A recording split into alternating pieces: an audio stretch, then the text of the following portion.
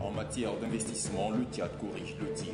Des investissements massifs, certes, mais dorénavant, le pays opte pour des investissements diversifiés et porteurs d'emploi.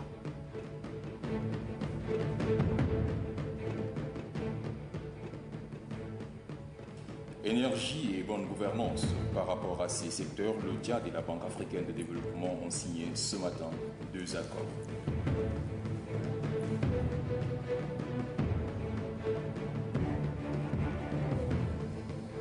Perdre la vie en donnant la vie, le Tchad dit non à cette logique d'un autre siècle. Dans le domaine de la santé de la mère et de l'enfant, le gouvernement a consenti d'énormes investissements. Les femmes en tirent-elles profit? La réponse dans ce journal. Mesdames et messieurs, bonsoir et comme tous les lundis, nous commençons ce journal par l'éditorial de Ahmad Makaïla. Bonsoir. Bonsoir Elvis. Mesdames, Messieurs, bonsoir. Notre Afrique n'aura jamais décidément fini de nous étonner, du moins par les agissements de ses fils et filles. Regard croisé sur ce qui se passe depuis la semaine dernière, 2 faits marquants, 2 cas d'école.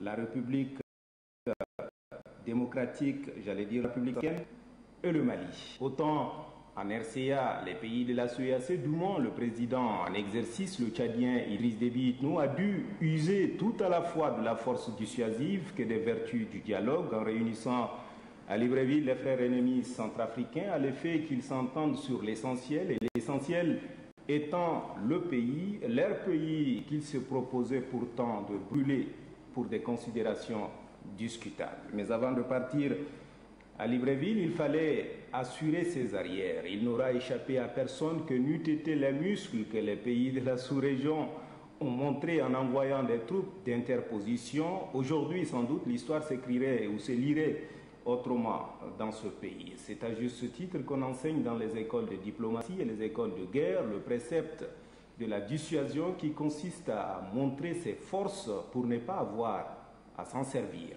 À quelque chose, malheur n'est pas mal dans ce conflit au pays de Barthélemy Boganda. La CEEAC a redoré son blason en se montrant pour le moins efficace, pragmatique, opérationnel, eux-mêmes avant-gardistes. Si la CEEAC n'existait pas, ma foi, il fallait la créer. Le président en exercice de la CEEAC n'a pas attendu un quelconque avis ou mandat des organisations fêtières internationales que sont l'UA ou l'Organisation des Nations Unies, dont le mécanisme, on le sait, est exagérément bureaucratique, fatalement pesant, à la limite pédant pour ne pas dire plus.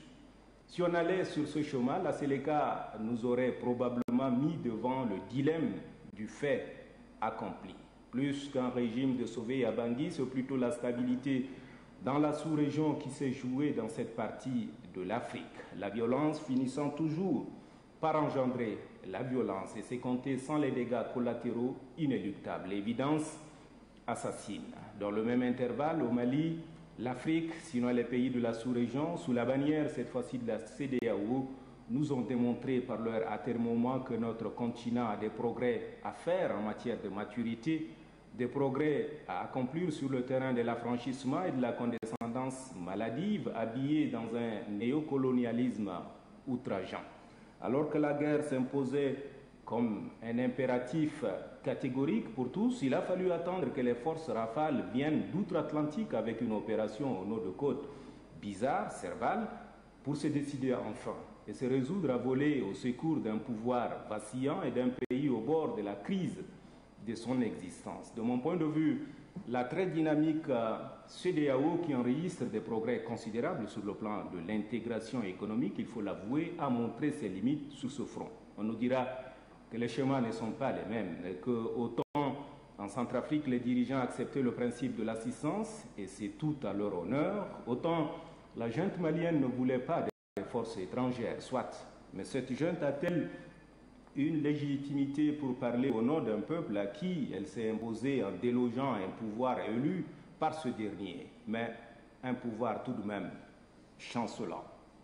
Aujourd'hui, tout honte au but, on se rue, je veux dire les pays de la zone du champ se ruent dans les brancards pour assurer le service après-vente de l'opération Serval déclenchée par la France. L'Afrique Et le Mali mérite un peu plus de considération, un peu plus de solidarité. Vivement lundi prochain. Notre volet de l'actualité. Il s'est tenu le 12 janvier dernier un atelier gouvernemental sur les investissements faits au Tchad.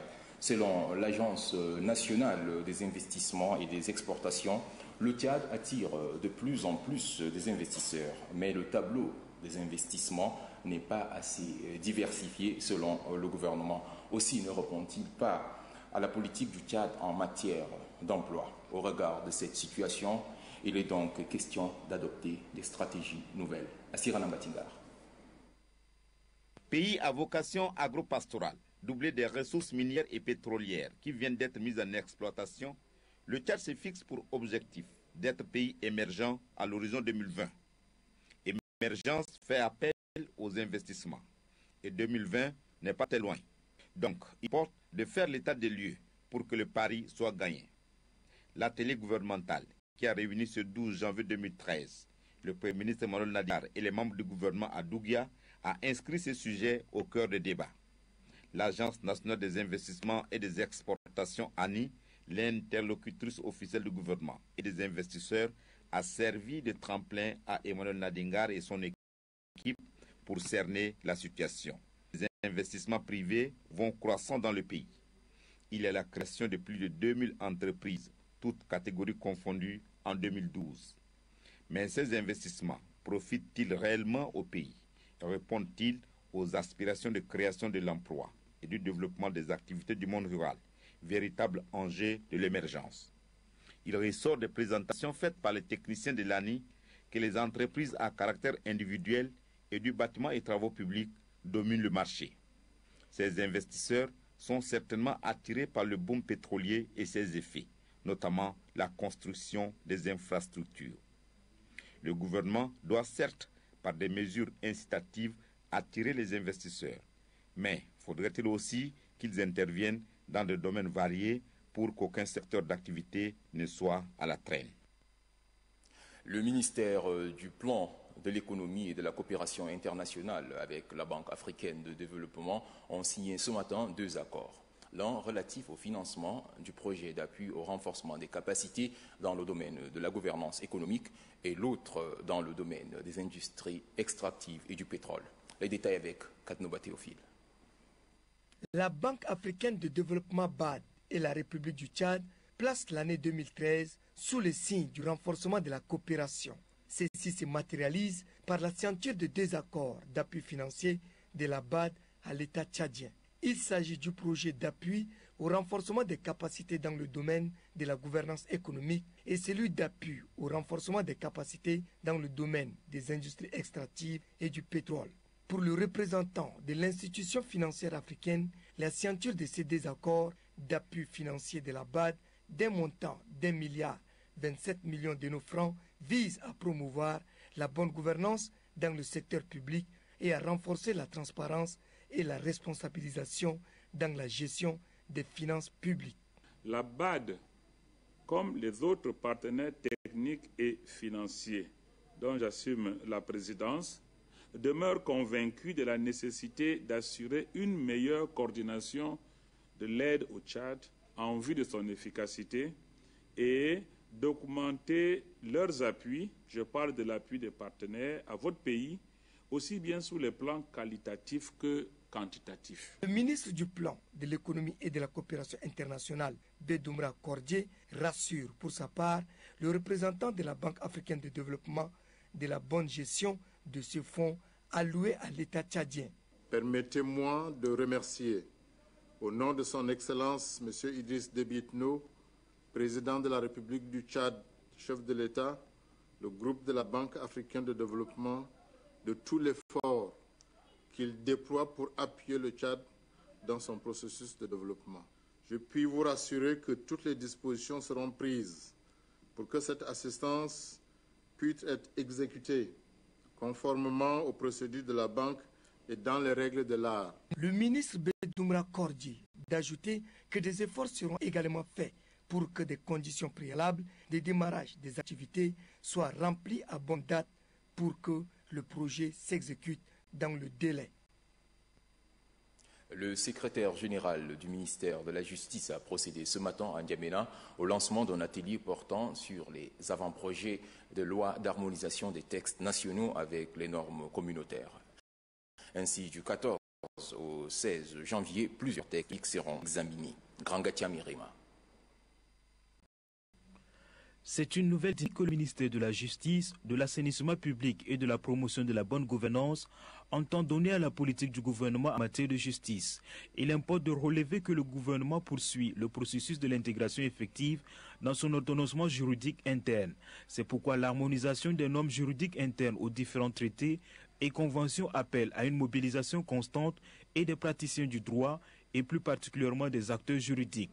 3 projets seront analysés tout le long de cette rencontre qui bénéficie du programme d'appui à la justice au Tchad.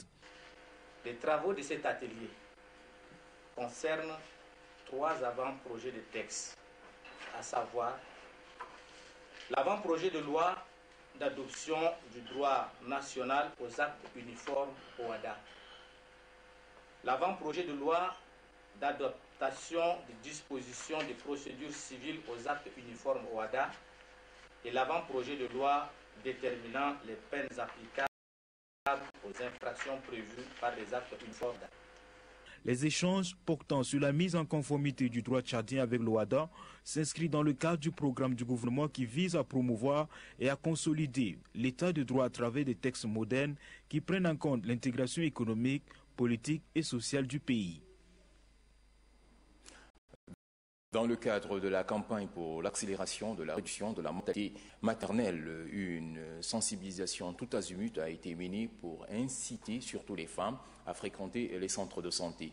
Le message est-il suivi? Notre reporter Estelle Abdelkader a fait un tour ce matin à l'hôpital de la mère et de l'enfant. Reportage. Ici, l'accueil, le travail, les produits sont bons. Les sages-femmes n'ont pas de problème. Je conseille à mes sœurs de venir se consulter, car si elles ne font pas la visite, elles auront des complications à l'accouchement. C'est ma 2e visite prénatale pour cette grossesse. L'accueil et la prise en charge ici sont bien. Ce n'est pas comme dans la clinique où j'allais avant. Grâce aux consultations prénatales, je porte mieux ma grossesse actuelle. Elles sont nombreuses à comprendre aujourd'hui l'importance d'une consultation prénatale CPN, service qui permet aux femmes enceintes de prévenir les complications liées à la grossesse et à l'accouchement. Il faut diagnostiquer d'abord la grossesse, si elle est réellement grossesse. Parce que des fois, les femmes peuvent aussi faire des aménorrhées fonctionnelles. Une fois diagnostiquée la grossesse, normalement, on doit aussi calculer la date probable d'accouchement. Lui dire déjà que madame, tu es en grossesse de telle et tu dois accoucher en telle, c'est une date probable. Comment la femme elle est comment est sa taille, comment elle marche, elle boite ou bien elle est de courte taille ou bien elle est mince ou bien comment est son état. C'est très important de demander le groupe sanguin de la femme et même pour le mari. Ici, à l'hôpital mère et de l'enfant, la fréquentation avoisine 350 à 400 femmes par mois. Ceci grâce à la forte sensibilisation de la campagne d'accélération de la réduction de la mortalité maternelle Carman et du ministère de la Santé publique. Je tire le chapeau quand même à mes femmes. Une fois arrivée ici, mes femmes reviennent toujours.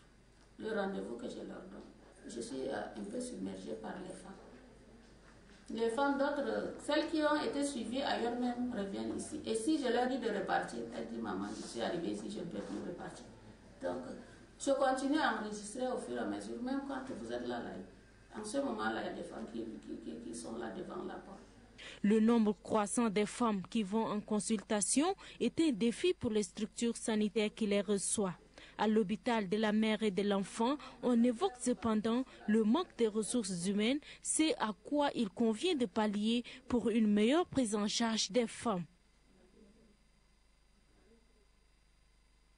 Des élus locaux de la commune du 1er arrondissement de la ville de N'Djamena, les travaux sont ouverts ce matin à l'hôtel Santana. C'est le directeur de la formation et de la communication du ministère de l'administration du territoire et de la décentralisation qui a présidé la cérémonie. Gislain Tchanikoudou. La formation des élus locaux vise à renforcer leurs capacités afin de bien mener leur mandat et promouvoir la participation des citoyens à la prise de décision locale. Cette formation s'inscrit dans le cadre du programme de renforcement de la gouvernance locale, PRGL, mis en œuvre par le gouvernement avec l'appui de l'USAID et Counterpart International. Depuis la prise de fonction des maires et conseillers des communes, c'est un pas décisif qui est marqué dans le processus de la décentralisation.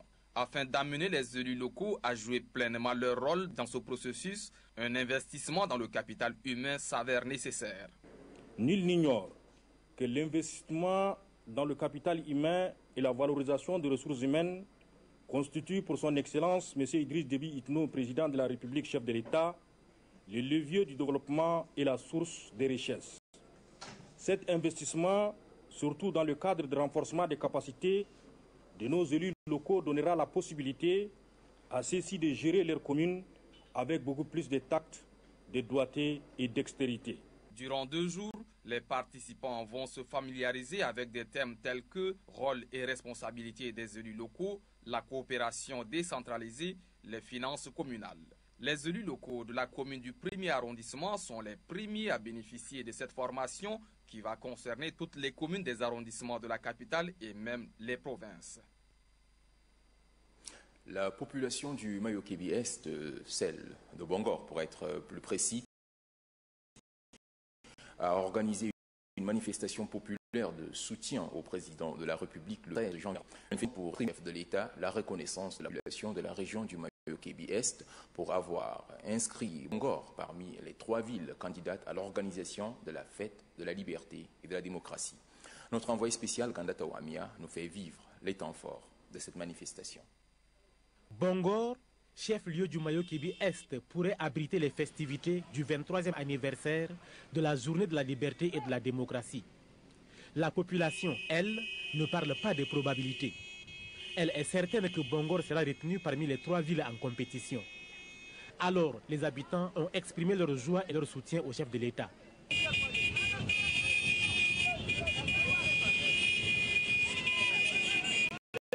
Pour le secrétaire général régional du MPS du Mayo-Kébi Est, depuis l'annonce faite par le chef de l'État à Biltine, citant Bongor parmi les 3 villes susceptibles d'abriter la fête, la population du Mayo-Kébi Est a instamment sollicité cette marche. L'objet de cette manifestation, c'est pour dire au couple présidentiel que nous sommes prêts à accueillir tous les Tchadiens chez nous, que nous sommes prêts à accueillir le couple présidentiel, que nous sommes prêts à accueillir tous les festivaliers. Après le mot de réconfort du membre du conseil permanent des fondateurs du MPS, 4 motions ont été remises au gouverneur du Mayo-Kébi Est pour les transmettre chez l'État.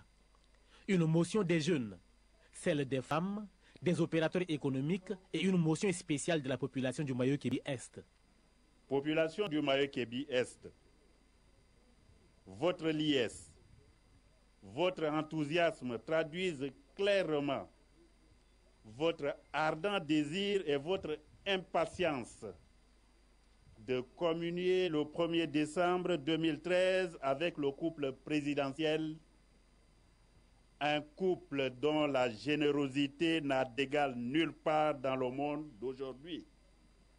D'ailleurs, en ces instants même, et avant que vos motions et recommandations ne parviennent à leur illustre destinataire, nous pouvons espérer, et j'en suis convaincu, que c'est la ville de Bongor qui abritera la fête.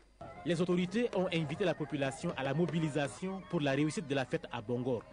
Pour eux, les préparatifs doivent commencer dès à présent.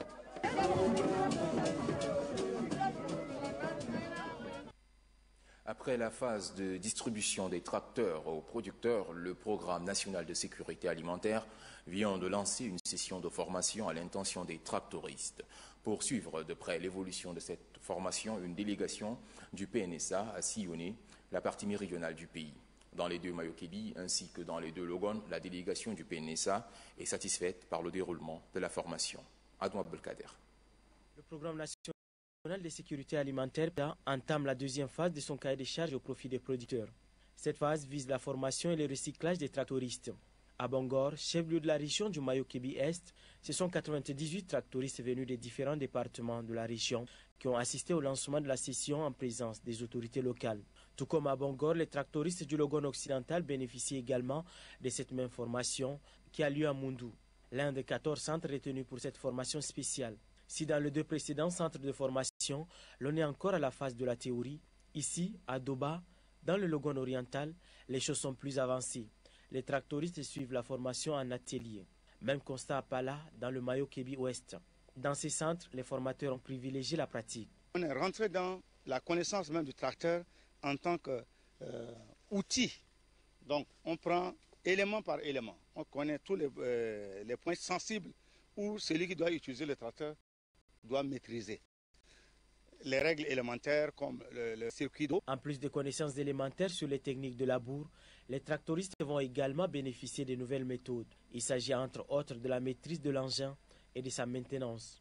Une plus-value sans doute dans leur activité. Et on sait que la formation de cette année va donner quand même un rendement au moment de labour. Et en cas de panne, en tant que maintenancier de tracteur, je pourrais aussi faire de mon mieux en partant de cette formation. C'est quelque chose qu'on n'a même pas vu. Soulèvement de charrue, là, on n'a pas vu. Dans les 2 années passées, là, on n'a pas vu. Mais maintenant, on nous a présenté ça. Comment on va poser ça, comment on va le soulever ça, comment on va labourer avec ça. Cette session de formation permet de revisiter les manquements et plaintes de producteurs au cours des campagnes agricoles antérieures et mieux préparer les prochaines campagnes. Nous avons recueilli beaucoup d'observations. D'abord, que les tracteurs, ils labourent avec une qualité médiocre. Il y a des pannes. Il y a un problème de gestion organisationnelle. Pour corriger toutes ces défaillances-là, le PNSA a initié ce recyclage. Le représentant du coordinateur national du PNSA d'ajouter que la politique de son institution permet à ces tractoristes de travailler à plein temps, même pendant la saison sèche, et à travers eux, toute la chaîne des personnes évoluant dans le monde rural. Soirée de l'excellence, la révélation d'Abéché a aussi décerné des prix à ces agents qui se sont distingués par leur sens du professionnalisme tout au long de l'année 2012. Maralé Joséphine. Ce sont successivement les journalistes, les techniciens, les chauffeurs et les collaborateurs externes qui ont bénéficié de cette marque de confiance de leur hiérarchie. Les 2 premiers lauréats, Mahamat Alamine Tadjadine, journaliste de profession, et Isaka Suleiman, technicien de formation, ont reçu respectivement une enveloppe financière, une moto et un ordinateur portable. En plus de ces agents, l'Honneur TV Abéché a également primé les locuteurs en langue locale, les chauffeurs et les caméramans.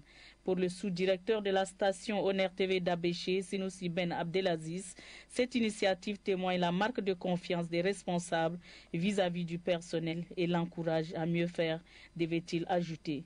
Le directeur invite donc les autres à plus d'efforts afin de relever le défi dans les années à venir. Le préfet de Ouara, Moussa Dassidi, a reconnu quant à lui le travail professionnel des agents de l'Honneur TV d'Abéché. Il s'est dit disposé à soutenir leurs actions pour le développement de sa circonscription. Le chef de canton de Thierry, situé dans le département du Nord-Canem, est établi dans ses fonctions le 12 janvier dernier. C'est le gouverneur de la région du Canem qui a présidé la cérémonie d'installation en présence du sultan du Canem et de nombreux invités venus des 4 coins du pays. Les invités sont également venus du Soudan, du Niger et de la Libye. Bengar l'armée la guerre. C'est cet homme qui a désormais la responsabilité de diriger le canton Thierry, situé dans la sous-préfecture de Tiouna. Ahmad Fougoumi est nommé par le décret 1195 du 12 juin 2012. Je voudrais avec insistance vous demander d'observer une collaboration sincère avec vos pairs, dans le strict respect de vos compétences respectives et avec l'administration en vue d'une bonne circulation de l'information. Il n'est pas superflu de rappeler que le problème récurrent dans la région est le vol de bétail engendrant malheureusement souvent des pertes en vie humaine. C'est pourquoi je vous exhorte à une vigilance accrue en vue de juguler ce phénomène. Après les rituels d'intronisation, le tout nouveau chef de canton prend la parole. Je remercie 1000 fois le chef de l'État Idriss Déby Itno pour le choix porté sur ma personne pour diriger les cantons Kiri.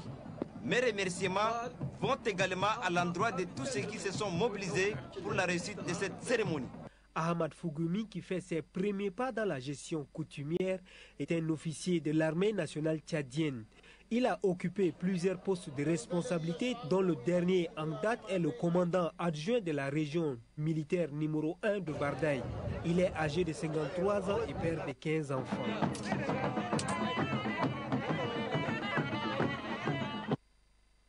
Avant de nous séparer, la lecture d'un arrêté. Les personnalités ci-après sont nommées au poste de responsabilité à la primature. Secrétaire général, Madame Zahra Brahim Mahamat Itno en remplacement de Monsieur Mahamat Hissène, appelé à d'autres fonctions. Conseiller spécial, Monsieur Mahamat Hissène. Conseiller technique chargé des affaires économiques, financières et du budget, Monsieur Ramadan Moussa en remplacement de Monsieur Abakar Mala Mourtia. Conseiller chargé de mission, M. Baba Ladé et M. Aladoum Vincent. Voilà, mesdames et messieurs, ici s'achève cette édition. Merci de l'avoir suivi et bonne suite de programme sur Télé Tchad.